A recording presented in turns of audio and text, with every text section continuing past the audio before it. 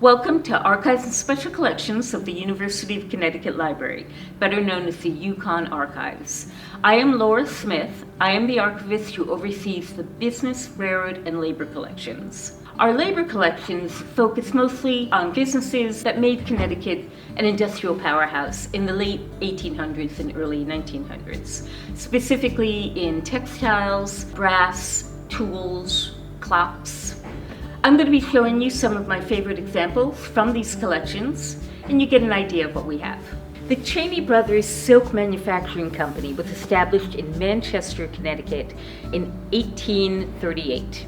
And in the 1920s, they detailed every job and the desired characteristics of the workers. Did they have quick hands? Could they stand on their feet for long?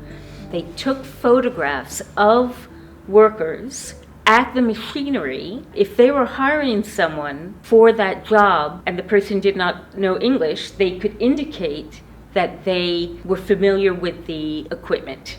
Another really extraordinary facet of this collection are employment cards from about 1900 to 1940. The details of their work life was on the card. Their nativity, the nativity of their parents, every job that they did, why they left employment. These cards are a really extraordinary genealogical source. The Southern New England Telephone Company, the first commercial telephone company in the world, was established as the New Haven District Telephone Company on January 28, 1878. The collection is very strong with photos of the workers for the company. This is a photo of Marjorie Gray, who was the first woman who was hired to be a telephone operator for the company. In the early 1900s, in order to get women to be hired as telephone operators, the telephone company created the story of a telephone operator. And it's told in the voice of a woman about how wonderful it is to be a telephone operator, but ends by saying that because of her position, she met a lovely young man and she was going to leave service as a telephone operator to be married. The company produced these as a way for a woman to find a husband, but in the meantime be a telephone operator. One of the interesting themes in the collections is the effect of the Red Scare in the 1950s on workers in Connecticut.